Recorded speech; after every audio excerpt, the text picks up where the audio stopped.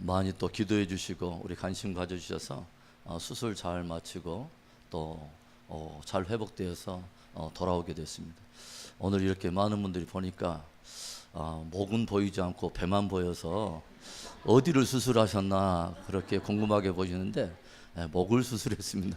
배는 나중에 하나님이 또 수술을 해주죠. 다시 한번 감사의 말씀을 드려요.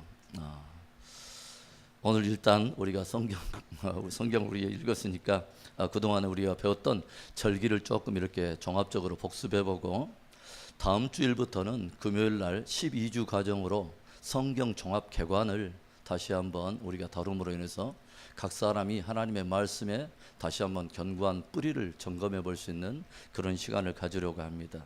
준비하여 기도하여 또 많은 은혜 있으시기 바랍니다. 저는 이 절기를 제일 처음에 하나님께서 풀어주실 때 굉장히 적지 않은 충격을 받았어요. 예전에 한국에서 저희 그 조카들이 이렇게 4사람이 왔는데 4명의 대학생들인데 이 애들은 믿지 않았어요. 그런데 이 아이들이 한 달 동안 이제 저희 집에 오게 되어서 마치 하나님께서 주신 기회구나 하고 하나님의 말씀을 나누는데 낮에는 마음껏 관광하도록 이렇게 풀어놨다가 저녁에 오면 항상 1시간 이상씩 성경을 주제로 이렇게 토론을 했어요. 그런데 이 아이들이 점점 이렇게 빨려들으면서 어떤 이야기를 하냐면 성경에 이런 이야기도 있어요. 성경에 이런 이야기도 있어요. 이런 이야기들을 쭉 이렇게 풀어가면서 하나님께서 하나님의 말씀 안에서 얼마나 놀라운 당신의 계획을 두셨고 우리를 향한 사랑의 이 절묘한 하나님의 어떤 원대한 사랑이 이처럼 깊은가를 그 아이들이 이렇게 하나하나 말씀 속에서 이렇게 받아가면서 나중에 이렇게 예수 그리스도를 영접할 때 딱 이렇게 영접을 하게 되더라고요. 그래서 제가 이 절기를 통해서 하나님께서 두신 하나님의 어떤 구속의 계획, 이것들을 우리가 안다고 하는 것이 얼마나 위대하고 참으로 은혜롭고 복된 일인가를 다시 한번 생각을 해봐요. 오늘 말씀 중에 어떤 말씀이냐면 아무도 꾸며낸 겸손과 천사 숭배를 이유로 너희를 정죄하지 못하게 하라. 그가 그 번개에 의지하여 육신의 생각을 따라 헛되이 과장하고, 많은 어떤 이런 이야기가 무엇이냐면 우리들이 진실로 붙들어야 되고 우리가 헛되게 우리의 생각을 흩트지 말아야 되는 것, 우리가 정말 붙들어야 될 것이 뭐냐, 머리 대신 예수 그리스도라고 하는 것입니다. 헛되이 자기 어떤 과장이나 경건의 자의적 숭배가 신앙의 핵심이 아니라 예수 그리스도를 더 깊이 알아갈 때에 우리가 자라가게 되는 것입니다. 그래서 우리가 절기를 통해서 예수 그리스도의 어떤 원대한 계획을 다시 한번 이해한다는 것은 굉장히 의미 있습니다. 특별히 그동안 저는 한 절기마다 매주를 우리 할애하면서 성경을 공부했는데, 여러분 오늘은 이제 종합적이고 개괄적인 하나의 총체적인 하나의 복습이지만 그 유튜브에 올라와 있거나 또는 금요 집회에 올라와 있는 영상을 따라서 꼭 절기에 대해서 다시 한번 꼭 공부해서 나의 어떤 그런 산 지식으로 이 절기에 대한 부분을 이해할 수 있기를 바랍니다. 절기는 무엇이냐면 절기는 어떤 뜻이라고 어떤 단어를 사용했냐면 모에딤이라고 하는 단어를 사용하고 있습니다. 절기. 그런데 이 모에딤은 어떤 뜻을 가지고 있다고 말을 했냐면 the appointed time, 무엇입니까? 정해진 시간들이라고 하는 뜻입니다. 누가 정하셨다는 말일까요? 하나님이 정했다는 것입니다. 하나님이 독특한 시간들을 정해놓은 아주 특별한 어떤 시간대, 경륜의 어떤 때가 있다고 하는 것이죠. 그런데 이 절기에 대해서 오늘 사도 바울은 무엇을 이야기하고 있냐면 이 절기나 이런 것들을 가지고 많은 사람들로 하여금 너희가 비판을 받지 마라, 비판하지 못하게 하라. 이것은 장래 일의 그림자이다. 즉 장래에 하나님께서 행할 어떤 일들을 그림자처럼 담아두신 것이 바로 절기라고 하는 거죠. 그런데 이것은 하나의 절기인데 실제는 예수 그리스도이다. 리얼리티. 즉 절기는 하나의 그림자인데 실제는 무엇이냐면, 실제적인 하나의 성취는 누구를 통해서 이루어지냐면 예수 그리스도를 통해서 이루어진다고 하는 것입니다. 그래서 우리는 그동안에 어떤 것을 이야기했냐면 7개의 절기 안에 예수 그리스도를 통해서 하나님이 어떤 일을 계획하셨고 실제적으로 그것을 예수님은 어떻게 성취해 오셨는가를 우리 함께 나눴습니다.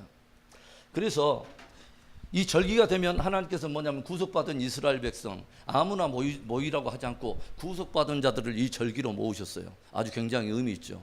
그렇죠? 구속받은 하나님의 백성들을 성회로 모이라라고 말하는데, 성회, 미크라라고 하는 단어인데 어떤 뜻이냐면 리허설을 하도록 하라, 또는 구속받은 자들, 청함받은 자들을 모으게 하라라고 하는 그런 뜻을 가지고 있어요. 즉 구속받은 자들을 절기로 모아서 저들로 하여금 장차 하나님께서 이루실 일들을 저들이 이해하도록 하라, 이렇게 말을 할 수 있는 거죠. 즉 우리가 예수 그리스도로 말미암아 구원을 받았다면 우리들도 어떤 감각을 가지고 살아야 되냐면, 그리스도 예수 안에서 하나님께서 행하실 이 때에 대한, 절기에 대한 절기적인 감각을 가지고 살아야 된다고 하는 것입니다. 굉장히 의미가 있죠. 예수님께서는 이 땅에 오셔서 한 번도 제2무적으로 자기의 때를 정하고 자기 의무적으로 플랜을 정해서 사신 적이 없습니다. 이 땅에 오셔서도 하나님이 정하신 때를 따라서 항상 움직이셨다고 하는 것을 알죠. 그래서 어떤 때가 아닐 때 예수님께서 어떤 다른 사람들이 당신이 정말 어떤 것을 원한다면 이때에 예루살렘으로 올라가세요 라고 말을 하면 주님께서는 뭘 하냐면 아직 내 때가 이르지 아니했다. 주님께서는 때에 대한 이야기를 굉장히 많이 하셨죠. 아주 중요한 거죠. 하나님이 우리에게 정하신 때가 있고 하나님께서 정하신 때를 따라 순종하는 사람이 복이 있다고 저는 믿습니다. 그래서 이 절기의 제일로 먼저 우리가 배웠던 것은 유월절이었습니다. 패사라고 하는 단어죠. 뭐냐면 넘어간다라고 하는 뜻이죠. 이것이 이스라엘 가운데서는 어떤 근원을 가지고 있습니까? 저들이 400년 동안 애굽에서 종살이를 할 동안에 저들 스스로도 옛적에 하나님께서 아브라함에게, 그들의 믿음의 조상 아브라함에게 들려주셨던 아주 놀라운 신비로운 계획, 이스라엘 백성들을 통해서 열방을 회복시키려고 하는 아주 놀라운 그 신비로운 민족이었던 비전들을 까마득하게 4대를 거슬러 오면서 종살이하다가 다 잊어버린 바로 그때에 뭐예요? 하나님께서는 당신의 일방적인 약속의 신실하심을 따라 어떤 일을 행하십니까? 바로 이스라엘 백성들 가운데 자기를 드러내시면서 400년 동안 묶여있는 저들의 모든 종의 멍에를 다 꺾어버리고 저들을 구속해내죠. 그래서 하나님께서 바로의 그 강팍한 마음을 10가지 재앙으로 심판하실 때에 저들을 끝까지 붙들고 있는 바로의 마음을 깨뜨리려고 마지막 아주 결정적인 하나의 사건을 일으키는데 바로 모든 장자를 다 쳐버리는 것이죠. 그리고 그날에 애굽 전역의 호곡 소리가 창궐하던 그날에 하나님께서는 이스라엘 백성들, 즉 아브라함에 속한 하나님의 백성들, 선택받은 백성들을 구원하시려고 무엇을 하냐면 하나의 복음을 주시죠. 생명을 얻는 놀라운 복음, 사망 가운데 생명을 얻는 복음, 모든 바로의 권세를 완전히 깨버리는 놀라운, 사람의 지혜에서 나오지 않는 하나님의 지혜에서 나온 놀라운 생명의 복음 하나를 주는데 그게 바로 어린 양의 피를 바르는 것입니다. 어린 양의 피. 그래서 사도 바울은 이 유월절을 풀어가면서 무엇을 합니까? 사도 바울은 절점에 예수 그리스도를 굉장히 핍박했던 사람이고 예수 그리스도의 교회를 굉장히 핍박했던 바로 그가 나중에 부활의 예수 그리스도를 만난 이후에 절기에 대한 모든 이야기, 구약의 모든 이야기가 예수 그리스도를 드러내고 있다고 하는 것을 정확히 한 이 사도 바울이 예수님을 뭐라고 표현합니까? 바로 그가, 예수 그리스도가 하나님의 어린 양이다라고 표현합니다. 그렇죠. 어떤 사건을 염두하고 있는 거죠? 예전에 구약의 이스라엘 백성들이 구속을 받았던 바로 유월절 사건을 염두하고 예수 그리스도가 바로 예수 그리스도의 십자가, 즉 어린 양 대신 예수 그리스도의 십자가가 모든 인류를 구속하기 위한 하나님의 지혜에서 나온 능력이라고 하는 것을 우리에게 증거하고 있다고 하는 것입니다. 할렐루야. 그래서 제가 어떤 단어를 한번 소개했냐면 한문으로 어를 의자를 제가 설명한 적이 있어요. 참 이상하죠. 어를 의자가 보면은 위에가 양자에다 밑에가 나자예요. 참으로 신비로운 단어죠. 어떻게 중국 사람들은 이런 단어들을 이렇게 만들 수 있었을까요? 참으로 놀라요. 여러분 한문을 통해서 보면 이런 단어들이 굉장히 많아요. 어를 righteousness 개념을 어떻게 나와 양과의 관계에서 이것을 설명해 내느냐고요. 성경이 바로 그것을 이야기하고 있다는 거죠. 다른 것이 의로움이 아니라 하나님 앞에서 하나님이 원하시는 의의 수준은 다른 것이 아니라 오직 아들의 피, 예수 그리스도의 피가 있는 사람이 의롭다는 것입니다. 할렐루야. 그래서 바로 이것은 유월절의 사건은 바로 예수 그리스도의 십자가의 은혜와 그의 십자가가 가지고 있는 의를 선포하는 바로 그 놀라운 절기라고 하는 것이죠. 그 다음에 유월절 다음에 어떤 절기가 있었냐면 무교절이 있습니다. 무교절 생각하니까 어떤 분들은 무교동의 낙지볶음을 생각하시는데 그게 아니에요. 무교절이 무엇입니까? 없을 무자에다 누룩교자, 누룩 없는 떡의 절기, 하크 한마짜트. 뭐 어떤 것이냐면 그 장례를 기념하는 절기, 그 무덤의 사건을 기념하는 축제일이라고 하는 뜻을 가지고 있어요. 이상하죠? 그런데 이 무교절 때에는 어떤 사건이 있었습니까? 이 무교절을 실제로 이스라엘 백성들은 어떤 사건을 기념하면서 지켰냐면은 홍해를 지나는 바로 그 사건을 기념했던 절기입니다. 그러면 이스라엘 백성들이 유월절을 지나고 나서 이 무교절 때 어떤 사건이 있었냐면 모든 이스라엘 백성들이 뒤에서 추적해 온 바로의 군대들의 그 위협을 피해서 뭐예요? 하나님께서 구속받은 백성들을 위해서 어린 양의 피를 가진 자들을 위해서 열어주신 사망 가운데 산 길을 통해서 어디를 횡단하냐면 홍해를 횡단하는 놀라운 사건이 일어나죠. 그래서 홍해가 무엇을 갈라버리냐면 애굽의 바로의 세력과 하나님의 자녀들의 세력을 다 갈라놔버리죠. 굉장한 사건이죠. 무엇입니까? 이 무교절은 사실 굉장한 거죠. 우리가 예수 그리스도를 믿는 이것은 먼저 1차적으로 예수님은 이달에 무덤 속에 들어가셨습니다.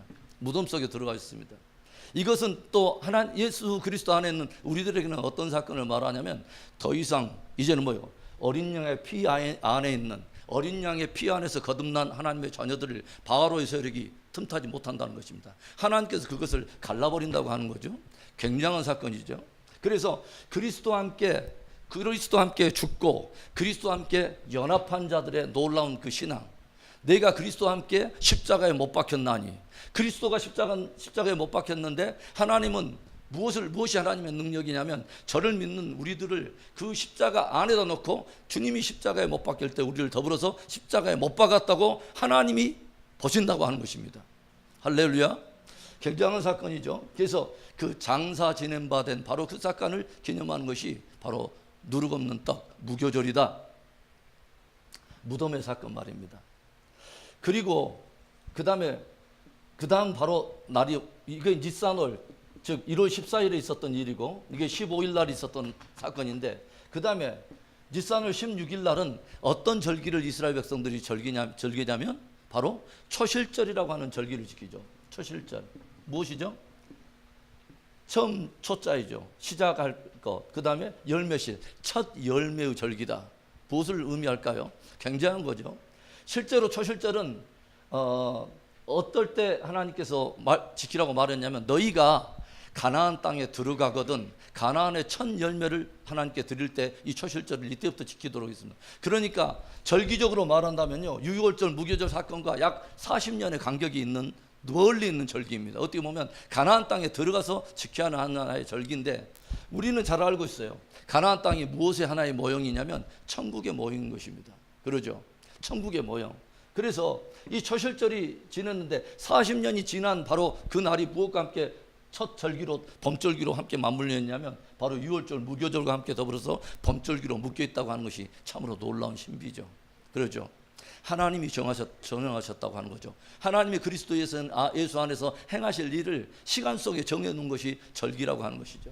그래서 초실절에 어떤 사건이 있었습니까? 이제는 그리스도 예수 안에서는 장사 지낸 바 된 바로 그분이 뭐예요? 십자가에 달리신 그분이 사흘 만에 부활하셨다고 하는 거죠. 안식일 이튿날에 그분이 부활하셨다고 하는 것입니다. 참으로 놀랐습니다. 그래서 우리는 이 세 가지의 사건이 복음 안에 아주 중요한 핵심적인 사건이기에 우리는 사도신경에서도 이걸 고백합니다. 뭐죠? 십자가에 못 박혀 죽으시고 장사 지낸 바 되었다가 사흘 만에 부활하신 바로 그 그리스도를 우리는 믿습니다. 할렐루야. 그래서 우리가 저에게 보면은 예수님께서 정말 하나님의 아들이로서 더 메시아의 어떤 커다란 능력을 많은 사람들에게 만민에게 드러내려고만 마음먹으면 1년 만에 부활했다면 훨씬 더 능력 있게 보이고 40년 만에 부활했다면 훨씬 더 능력 있게 보일 텐데 그게 아니라는 거죠. 언제 부활하냐면 죽은 지 사흘 만에 부활하셨다고 하는 거죠. 왜? 하나님이 정하신 바로 그때에 부활하셨다고. 그러니까 내 멋대로 하는 어떤 그런 것이 어떤 대단한 어떤 하나님의 아들됨의 증거가 아니라 하나님의 때, 하나님의 뜻대로 순종하는 바로 그것을 통해서 우리는 하나님의 아들됨의 표적을 우리 알게 된다는 것입니다. 그래서 예수님께서 뭘 말하냐면 다른 사람들이 종교 지도자들이 뭘 요구하냐면 당신이 메시아됨의 증거가 뭐냐, 하나님의 아들의 표적이 뭐냐라고 말할 때 예수님이 친히 뭐라고 말하냐면, 내가 너에게 보여줄 표적은 뭐예요? 요나의 표적밖에 없다라고 말합니다. 요나의 표적밖에 없다. 인자도 역시 요나가 사흘 동안에 물고기 뱃속에 있었다가 나온 것처럼 인자도 뭐예요? 죽은 지 사흘 만에 다시 일어나리라. 이것이 하나님의 보내신 자의 최고의 표적인 것입니다. 할렐루야.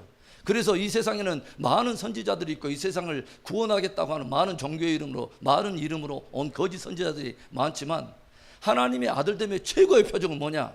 그가 십자가에 달려 돌아가시고 뭐요? 장사한 지 사흘 만에 부활한 바로 그가 하나님의 보내신 바로 그 아들이며 메시아인 것입니다. 그게 최고의 표적임을 믿습니다. 바로 그 사건이 있다고 하는 거죠.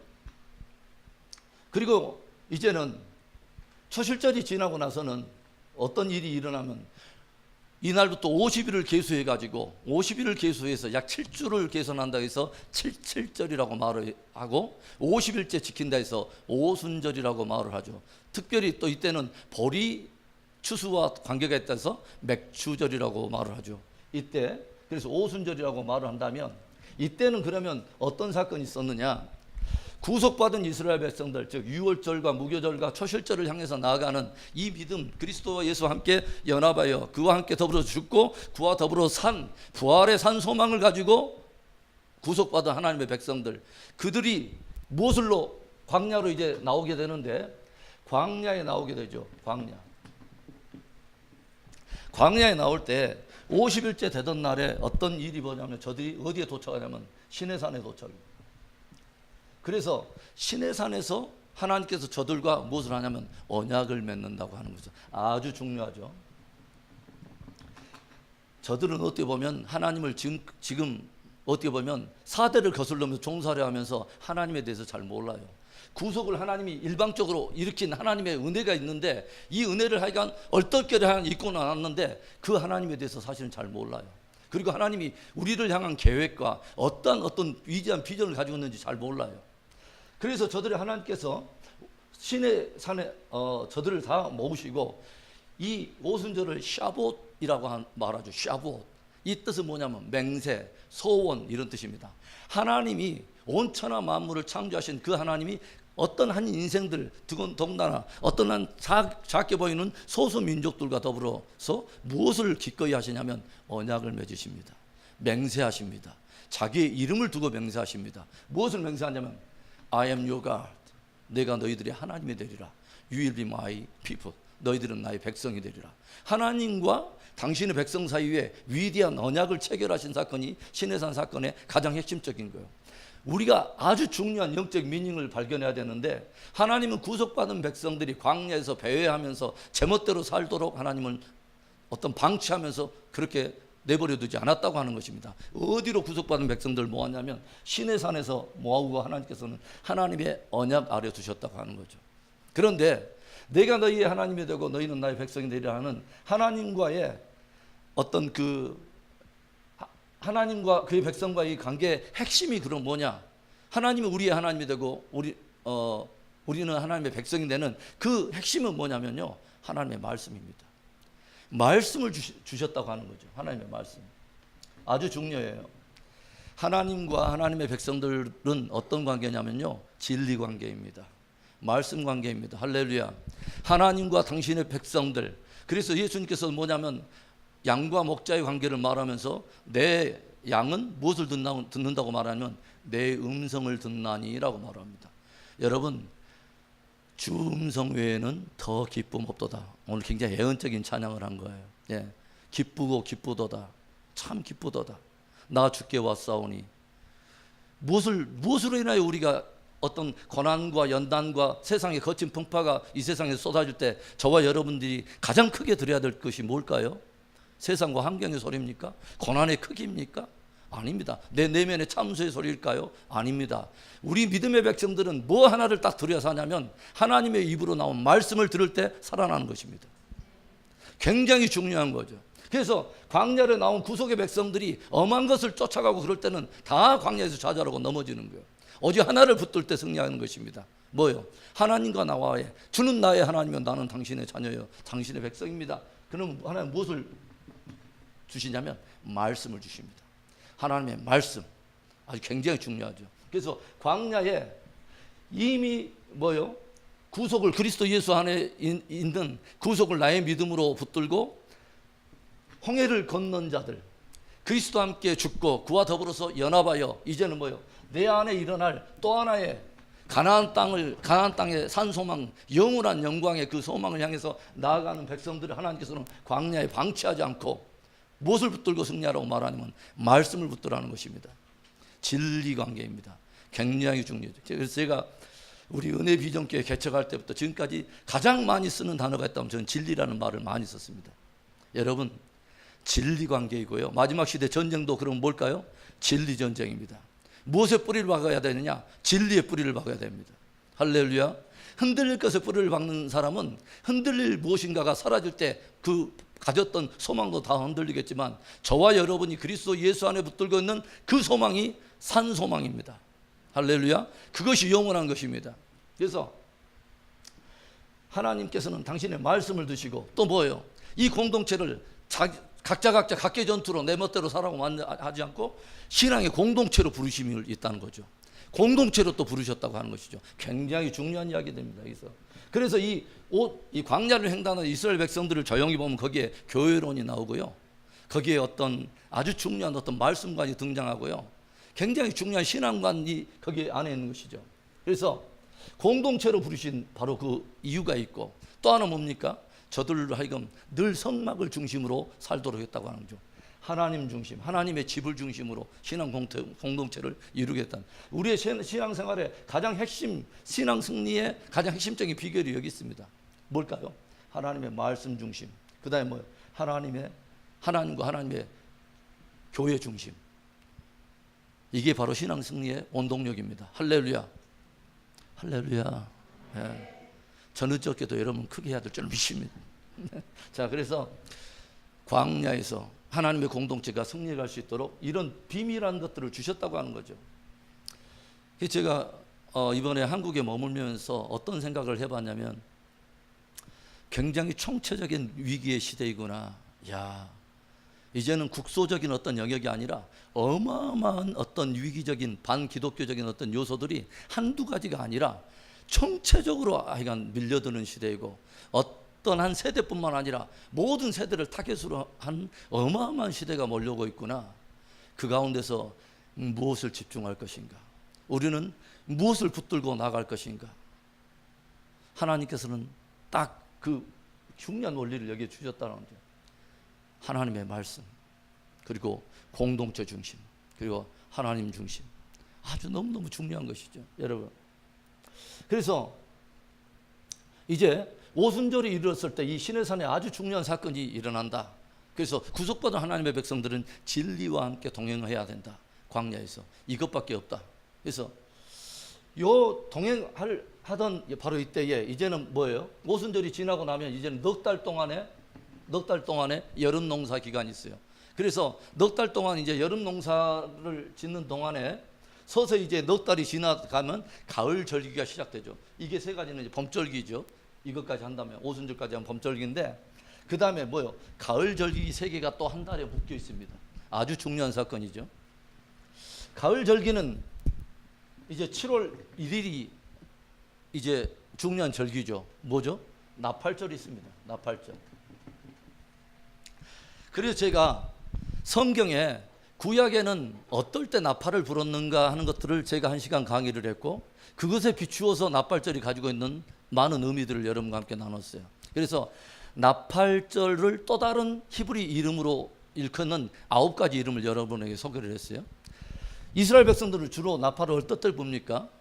나팔을 전쟁을 위해서 백성들을 부를 때, 그 다음에 절기에 흩어져 있는 이스라엘 백성들을 다시 예루살렘으로 모을 때, 그 다음에 파수꾼이 위험한 것들을 상황을 보면서 전쟁을 경고할 때나 아니면 하나님으로부터 온 큰 영적 각성을 위해서 회개를 촉구할 때, 이럴 때, 그 다음에 뭐요? 여리고의 나팔이 불려질 때 이상하죠. 하나님께서는 기이하게 여리고 도성의 난공불락의 첫 여리고성, 즉 가나안의 첫 성을 점령할 때 이스라엘 백성들로 하여금 신비한 정략 하나를 주신데 침묵 가운데 뭐예요? 제사장들로 하여금 계속 양각 나팔을 불게 하는 것입니다. 하나님의 백성들은 아무 말도 하지 않고 침묵 가운데 뭐예요? 엿새 동안 하루에 한 바퀴씩 돌다가 7번째 날에는 함성을 외치면서 진입하는 거죠. 굉장히 신비한 비밀이죠. 아주 중요한 하나의 패러다임의 비밀을 가지고 있어요. 제가 구체적으로 설명할 수는 지금 없지만 시간이 없어서. 그런데 나팔절은 그와 같은 많은 맥락이 있다. 그런데 이제 이 나팔이 불면은 그러면 어떤 이야기를 성경적으로는 의미를 가지고 있느냐? 이제 서서히 뭐요? 하나님께서 아주 중요한 이제 시즌에 돌입하기 전에 많은 상황들을 통해서 하나의 징조들을 풀어내신다는 거죠. 아주 역사의 말미에 있게 될 아주 중요한 하나님의 그 계획의 구속의 완성을 향해서 나아가는 아주 중요한 사건들, 그 사건들이 역사 속에 드러나면 무엇을 서서히 하나님의 백성들을 이해해야 되냐면 고개를 들고 우리를 향한 구속이 가까웠음을 알고 서서히 뭐냐면 자리를 털고 우리의 다시 한번 믿음을 강건하고 하나님께 진지하게 반응할 수밖에 없는, 그렇게 해야 되는 아주 중요한 때를 불고 있다는 거죠. 그래서 성경에 보면 요한계시록에서 뭐가 나옵니까? 7인, 7나팔, 7대접이 나오는데 7나팔이 핵심입니다. 중반부입니다. 그래서 이는 떼는 것이고 서러운 일이라면 중반부는 나팔이죠. 본격적으로 부는 것입니다. 그래서 성경에 보면은 요한계시록에도 8장부터 15장까지 전체 중심부가 나팔에 대한 이야기를 소개하고 있지 않습니까? 그리고 보면은 이상하죠.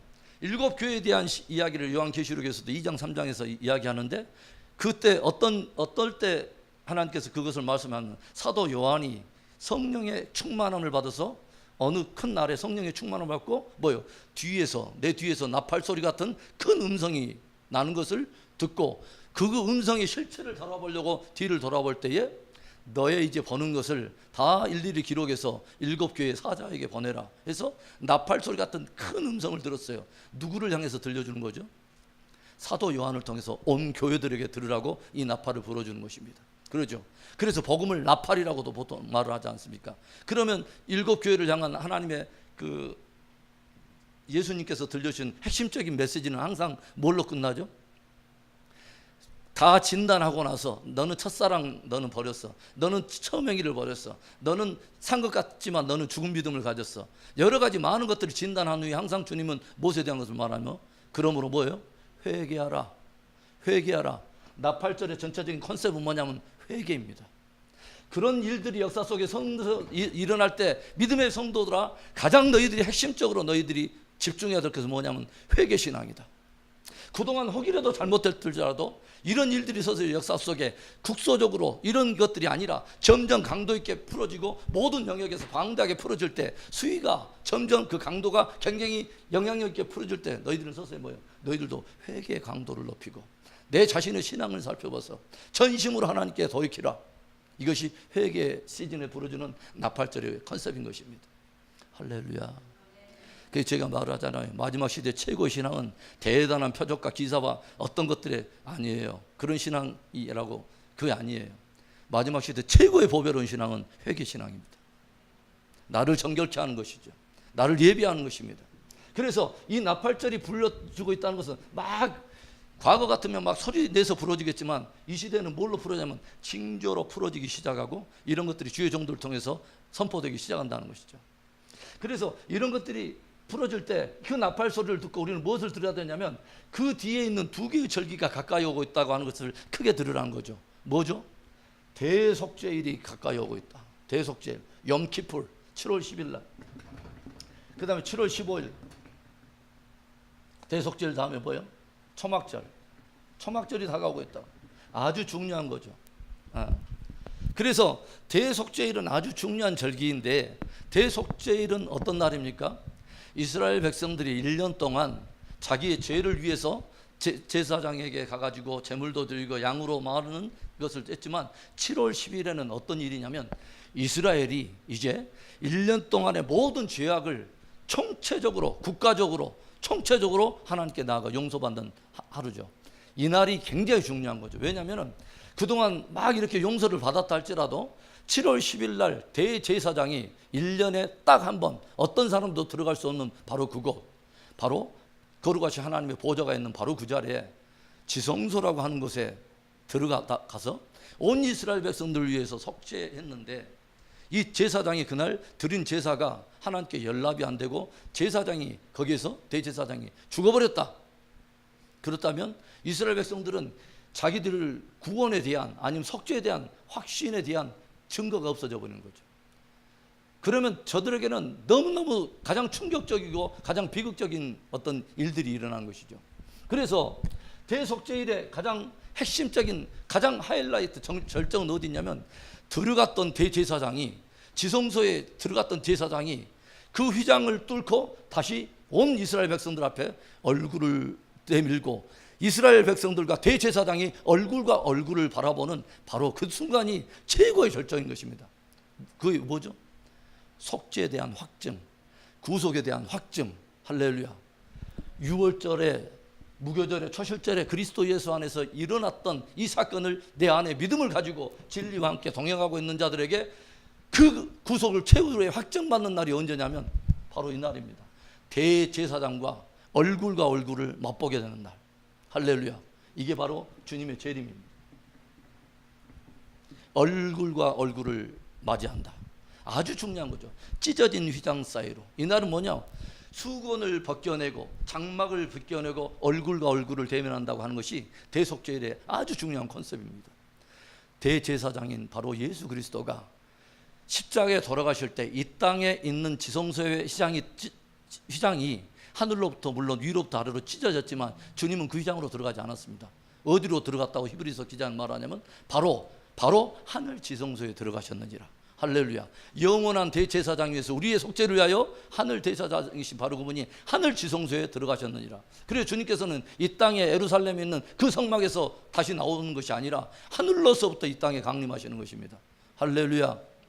아주 중요한 거죠. 그래서 수건이 벗겨지고 휘장이 벗겨지고 그분과 그분이 얼굴과 얼굴을 맞대고 우리가 그를 보는 날 그의 어떠함과 같이 우리의 모든 모습이 영광으로 뭐세요? 변하게 될 주님의 재림과 더불어서 이루어질 어떤 것을 할까? 부활의 영광이 있다는 거죠. 할렐루야. 굉장한 사건을 우리에게 이야기하고 있는 거죠. 그래서 이 대속죄일 너무도 중요한 일이죠. 그렇죠? 그래서 이 대속죄일의 컨셉은 뭐냐면 구속의 완성이라고 하는 거죠. 6월절에 시작했던 그리스도 안에서 시작했던 바로 그 구속이 우리 안에서 나의 구속으로 완전히 완성되는 날이 언제냐면 바로 대속죄일이죠. 주님의 재림. 그래서 이 날이 가까움을 알도록 나팔이 부러질 때 우리는 그 영광을 알고 있어야 된다는 거죠. 주님이 오실 날이 가까이 오고 있구나. 서서히 그 영광이 서서히 가까이 오고 있구나. 환란이 굉장히 극심해가는 그때에 적그리스도적 아니면 반기독교적 사단의 분노가 이 땅에 쏟아지고 마지막까지 한 영혼이라도 뭐예요? 더 끊고 가려 하는 강력한 어떤 것들이 굉장히 영적 공격으로 다가오는 바로 그때에 믿음의 사람들은 무엇을 더 크게 보고 있어야 합니까? 환란에 경한 것을 집중한 게 아니라 영광에 중한 것을 집중하면서 우리가 승리하는 것입니다. 이게 굉장히 중요한 거죠. 그래서 이때 점점 우리는 이 소리가 크게 들릴수록 우리는 뭐요? 주님이 점점 가까이 오고 있구나. 우리의 영광이 점점 가까이 오고 있구나. 창세로부터 타락했던 인류들의 그 비극적인 저주를 주님께서 끊어내셨던 바로 여자의 후손으로 오시겠다고 하는 그 구속이 그리스도 예수 안에서 완성이 되고 그리스도 안에서 완성된 그것에 언약에 참여했는 하나님의 백성들이 참 백성들에게 드디어 뭐요? 참된 부활의 영광이 이루어지는 굉장히 중요하죠. 사도 바울이 뭘 말해요? 내가 이미 잡았다함도 아니요 이뤘다함도 아니야. 그리스도 예수께 붙잡힌 바 된 그것을 나는 잡으려 쫓아가노라. 그리스도 예수께 붙잡힌 바 된 것이 뭘까요? 부활을 말하는 것입니다. 할렐루야. 빌립보서를 나중에 여러분 읽어보세요. 그리스도 예수께 붙잡힌 바 된 그 부활을 잡으려고 내가 쫓아간다고 기록이 되어 있어요. 네. 그래서 제가 말을 하잖아요. 우리가 신앙생활하면서 절대로 뭐요? 6월절 지나고 십자가 사건 지나고 주님 믿고 영접하고 나서 십자가로 말미암아서 칭의적 구원을 얻었는데 의롭다함을 얻은 이 칭의적 구원을 얻었는데 스타트 딱 믿음의 경주 출발하자마자 멈춰버린 사람들이 너무 많아요. 그것만 딱 출발만 하고 나서 끝이야. 여기가 신앙생활 끝인가 봐. 우린 다 구원받았어요. 여러분 따라서 합시다. 우리의 구원은 여정이다. 이게 성경이 말하는 아주 중요한 영역입니다. 여러분 속지 마세요. 속지 마세요. 네, 속아서는 안 돼요. 우리의 구원은 여정이에요. 주님 오실 때까지 우리는 경주해야 되는 거예요. 그래서 사도 바울이 경주라고 하는 단어를 떴어요. 네. 단거리 경주가 아니에요. 마라톤 경주를 말하는 거죠. 아주 중요하죠. 칭의적 구원을 받은 사람에게 무엇이 있다고 말하냐면 말씀과 동행하는 성화적 구원으로 나아가야 된다. 이게 성경이 말하는 거고, 언제까지? 우리에게 영화적 구원이 완성되는 때까지. 이게 영화적 구원은 언제를 말하냐? 가을 절기를 말하는 것입니다. 그래서 우리에게 이 큰 영광이 기다리고 있는데 오늘날의 많은 기독교인들이 뭐예요? 이것에서 그냥 혼선이 오고, 뭐냐면 그 끝에 그림이 희미해진 사람들이 너무 많아요. 하루하루 살아갈수록 더욱더 선명해야 될 그림이 갈수록 흐려지면서 엉뚱한 것에 가치를 두고 살아가는 사람들이 너무 많다는 거죠. 그래서 이 대속죄일을 딱 지나고 나면 이제 마지막 절기가 뭐냐면 초막절, 수장절 이런 뜻을 가지고 있죠. 그렇죠? 그 추수한 모든 것을 곡간 안에 저장한다 해서 수장절, 그 다음에 초막절, 장막절 이런 뜻인데 8일 동안 축제를 합니다. 다른 절기는 다 7일 동안 뭐 하기도 하고 하는데 가장 긴 절기죠. 안식일을 7일을 주기로 했던 절기가 해체되고 8일째도 또한 축제가 벌어진다고 하는, 성경의 팔수는 굉장히 중요하죠. 새로운 시작, 영원한 시작을 알리는 것이 8입니다. 그래서 첫 세상이 멸망하고 새 세상을 맞이했던 그 노아의 방주 안에 몇 식구가 타고 있냐면 8명이 타고 있습니다. 난 지 8일 만에 아이들은 정결례를 하게 되어 있습니다. 굉장히 중요한 거죠. 그래서 이 땅에 있는 모든 것들이 장막이 무너지고 이 땅에 있는 모든 것들이 다 무너질 때 그림자처럼 있었던 모든 것들이 다 무너지고 이제는 뭐예요? 진짜 영원한 장막을 입는 것입니다. 부활한 우리들이 이제는 썩을 장막이 아니라 썩지 아니할 영원한 장막을 입는 것입니다. 그리고 이 땅에 없어질 성막이나 이런 장막이 아니라 영원한 장막, 그래서 의에 거하는 바 새하늘과 새 땅을 이야기하고 있습니다. 영원한 바로 장막, 이게 바로 그리스도 예수 안에서 하나님께서 절기 안에 두신, 또 그리스도 안에서 행하실 일을 절기 안에 두신 그분의 플랜인 것입니다. 그리고 우리한테 뭘 말하면 이 절기적 감각을 절대로 잊지 말라는 것이죠. 내가 하루하루를 살 때 나는 어디로 부름을 받고 어떤 시대에 살고 있으며 무엇을 향해서 지금 나가고 있는가, 나팔 소리가 들릴 때 무엇을 집중해야 될 것인가, 무엇을 크게 우리가 비중을 둬야 될 것인가. 예. 대속죄일이 점점 다가오고 있다. 주님 만난 날까. 그리고 뭐예요? 영원한 그 장막, 영원한 그 영광이 우리에게 다가오고 있다고 하는 거죠. 이 장막절은 어떤 절기라고 또 말했냐면 나라들의 절기라고 말했어요. 그렇죠? 이 장막절은요, 여러분 성경에 보면 어떤 사람들은 이렇게 이 절기를 이해한다는 건 너무도 중요해요. 많은 어떤 그 서구 신학의 영향을 받은 이방 교회들은 뭔 생각만 하고 있냐면 뭐냐면 자꾸 뭐냐면 이스라엘에 대한 어떤 하나님의 계획을 이해하지 못하고 그냥 뭐 우리끼리의 어떤 구속, 이방 교회 이방인들만의 어떤 구속을 굉장히 크게 보는 사람도 있는데 아니에요. 우리들은 하나님의 관점으로 우리는 어떤 나라들을 이해할 필요가 있어요. 그러니까 하나님께서 아브라함과 그의 후손인 이스라엘 백성들을 선택했는데 그 선택한 목적이 뭐냐면 그들을 통해서 열방으로 하여금 구원받도록 하기 위한 거죠. 그러니까 이스라엘 자체는 하나님의 구원과 회복의 통로로 이스라엘이 부름을 받은 것입니다. 그러면 여러분 생각을 해보세요. 오순절을 통해서 이 땅에 우리가 한번 역사를 시작해 봅시다. 이걸 이제 교회 역사로 본다면 그리스도의 사건이 일어나고 나서 이 땅에는 뭐요? 그에 함께 접붙임을 받은 그 작은 공동체를 통해서 이제는 뭐요? 어마어마한 교회 시대가 열죠. 오순절은 실제적으로 율법을 수여받은 이날을 기념하면서 실제 신약 시대에는 이 날에 어떤 사건이 있었죠? 성령이 강림했습니다. 그렇죠? 성령이 강림하면서 뭐가 시작되냐면 초대 신앙 공동체인 교회 시대가 시작되죠. 공동체로 부름을 받았다고 제가 말했어요. 그래서 이런 교회 시대가 이렇게 열리는 이야기가 있지 않습니까? 그런데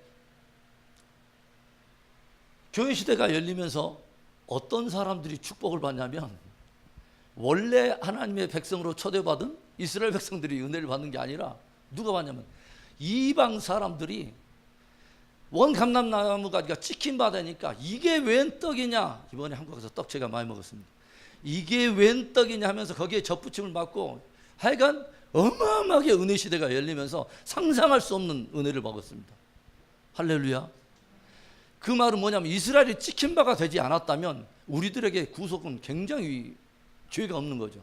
그런데 이상한 하나님의 계획 속에는 뭐냐면 이스라엘과 이방인들의 역학관계를 통해서 하나님이 구속하려고 하는 어마어마한 하나님의 구원의 신비가 있다는 거죠. 이것이 굉장히 신비한 거다. 그럼 보세요. 열방이 이제 막 회복해서 막 접붙임을 받아서 막 구원을 받아요. 어마어마하게 구원을 받아요. 그러면 나팔절이 서서히 불어질 때는 어떤 일이 벌어질까요?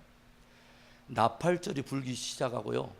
있던 대속절이 일어날 때는 이스라엘의 회복과 굉장히 맞물려 있다는 걸 사람들이 알아야 됩니다. 왜냐하면 하나님의 구원의 원 계획은요, 이스라엘이 마지막에 돌아와야 구속이 완성이 됩니다. 할렐루야.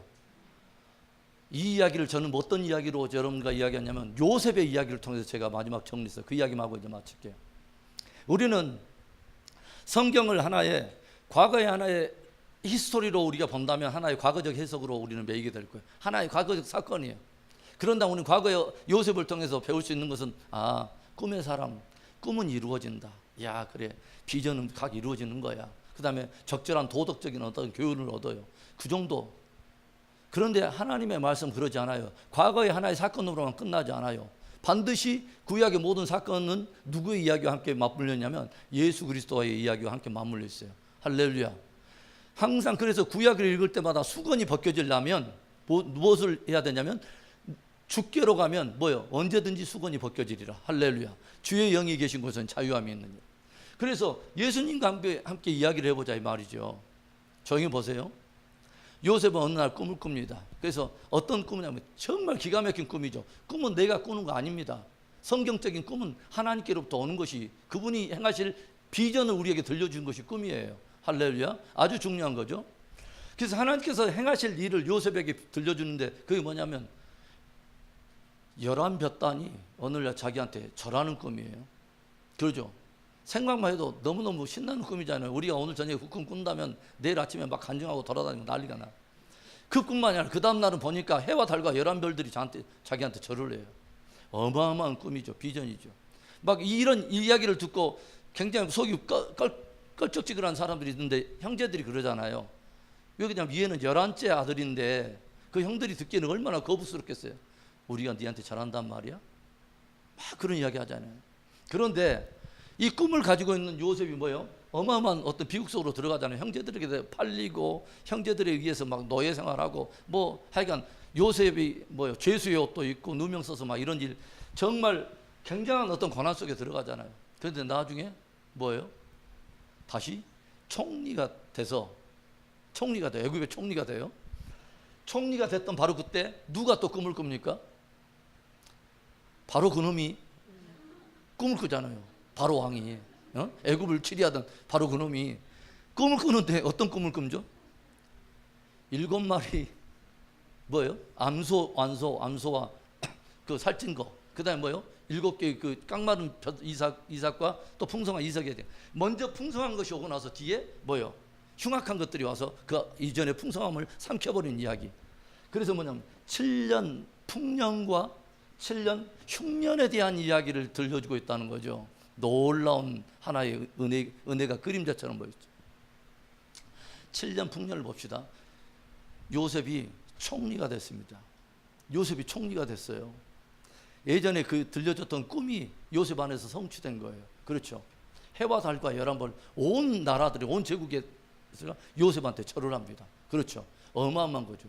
바로는 자리만 왕이지 실제적인 권력은 누가 있냐면 요셉이 다 가지고 있는 거예요. 하나님 아버지가 하나님으로서의 영광이 있지만 모든 권세를 누구에게 주냐면 아들에게 주십니다. 그래서 뭐냐면 그리스도 예수 안에서 이루실 것을 요셉을 통해서 먼저 꿈으로 하나의 예언적인 비전을 주신 거죠. 그런데 총리가 딱 되자마자 누가 그 은혜를 엄청나게 했냐면 본 형제들이 은혜를 입은 게 아니라 뭐냐면 애굽의 모든 산하의 모든 제국의 나라의 백성들이 요셉 한 사람의 지혜와 그분의 그 은혜 아래서 뭐요? 풍성한 그야말로 어마어마한 은혜를 누립니다. 은혜 시대. 풍성한 은혜를 누려요. 그렇죠. 이때는 그 형제들은 요셉이 살아있는지도 모르고 요셉 안에 어떤 비밀이 있는지도 몰라요. 요셉이 어떤 영광을 가지고 있는지 몰라요. 그런데 갑자기 뭐요? 드디어 애굽에도 뭐가 찾아왔냐면 서서히 저들이 머무른 땅에도 뭐가 찾아오죠? 흉년이 찾아와요. 그렇죠? 흉년이 서서히 찾아오고 서서히 흉악간태가 찾아오면서 이 형제들이 누구에게 찾아 들어가죠? 요셉을 찾아와요. 요셉을 찾아오게 되고 이상한 사건이 계속 연출되면서 요셉이 누구인가를 알 수밖에 없는 그 상황으로 열리기 시작하죠. 이상하죠. 7년 흉년이 때는 애굽의 백성들이 풍성한 은혜를 입었는데 흉년이 찾아오면서 드디어 누가 돌아왔냐면 원래 본 백성들, 원래 요셉의 형제들이 요셉에게 찾아오기 시작하고 저들이 누구를 알게 되냐면 요셉이 어떤 사람이라는 걸 알게 됩니다. 예전에 우리가 팔아버렸던 바로 그 사람, 우리가 예전에 찔러버렸던 그렇게. 그래서 나중에 나오잖아요. 저희가 찌른 자를 볼 것이요, 찌른 자를 볼 것이요 나오잖아요. 그렇죠?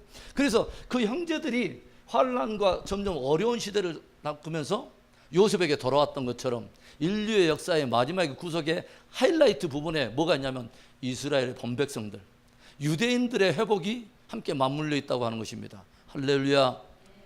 아주 중요한 것입니다, 여러분. 그래서 이스라엘 모든 이방 사람들에게는 주님이 강림할 때 무엇을 외치냐면 마라나타, 아멘 주 예수여 오시옵소서. 하지만 이스라엘 백성들은 무엇을 외냐면 바루카바 베셈 아도나이, 그 뭐냐면 찬송하리로다 주의 이름으로 오시는 이여, 이 찬양을 하는 것입니다. 그 의미는 똑같은 것이죠. 예수님이 이 땅에 예루살렘에 왔을 때 어떤 이야기 하냐면 예루살렘을 향해서 우시면서 무엇을 말하냐면 선지자들 돌로 치는 자여 하면서 계속 우시면서 마지막에 뭐냐면 너희는 뭐요? 바루카바 베셈 아도나이, 주의 이름으로 오시는 자여 찬송하리로다 주의 이름으로 오시는 자여 할 때까지 나를 보지 못하리라. 그 말은 무슨 말이냐면 너희가 진짜 내가 누구인가를 알고 나를 간절히 너희가 갈망하는 그 영광의 그 부흥이 일어날 때 나는 이 땅에 올 거라는 거죠. 할렐루야. 그래서 중요한 히든 카드는 뭐냐면 이방인들 가운데 예수 그리스도가 누구인가를 풍성하게 이제는 알려졌는데 이제는 뭐예요? 서서히 마지막 시대가 열려지면서 이스라엘이 주께 돌아온다. 이 구속의 마지막 경륜 속에 이스라엘의 회복이 굉장히 중요한 하나님의 구속의 그 키다 하는 것을 우리에게 들려주고 있다고 하는 것입니다. 할렐루야. 그래서 마지막에는 초막절에는 나라들의 절기입니다. 모든 구속받은 말 그대로 육적 이스라엘과 영적 이스라엘 구속받은 백성들이 뭐요? 의에 거하는 바 새하늘과 새 땅, 영원한 장막에서 영광을 누리게 되는 이야기로 일곱 절기의 이야기는 끝을 맺습니다. 저는 사실은 이 일곱 절기에 대한 이야기를 제일 처음에 말씀을 통해서 이렇게 열릴 때요 가슴이 터지는 줄 알았어요. 우리가 많은 예언 속에 한두 가지만 맞춰도 그 사람을 보고 막 발발 따고 그 예언에 대해서 우리가 막 대단하잖아요. 성경 전체가 예언입니다. 성경 전체가 예언인데 누구의 예언이냐면 하나님이 하시는 것입니다. 어떤 인생도 그 예언에 참여하거나 뭐 도와줄 이가 없어서 스스로의 당신의 이름을 걸고 맹세하실 수 있는, 맹세해야 되는 유일한 한 분, 하나님이 하신 말씀입니다. 누굴 위한 것이냐면 바로 저와 여러분을 위해서. 그리스도 예수 안에서 이루어진 그 첫 번째 범절기 구속의 사건은 가을절기에 저와 여러분의 영광을 위해서 기다리고 있습니다. 나팔 소리가 서서히 역사 속에 들려오고 마지막 때를 알리는 많은 일들이 우리에게 벌어질 때에 우리가 드려야 될 아주 핵심적인 사건은 대속제일이 가까이 오고 있다. 주님과의 재림, 우리의 영광의 부활, 의에 거하는 바 영원한 장막이 다가오고 있다. 여러분, 우리의 날이 갈수록 더 이 영광된 소망에 집중하고 우리가 하루하루 믿음에 승리할 수 있는 복된 저와 여러분 되기를 축원합니다.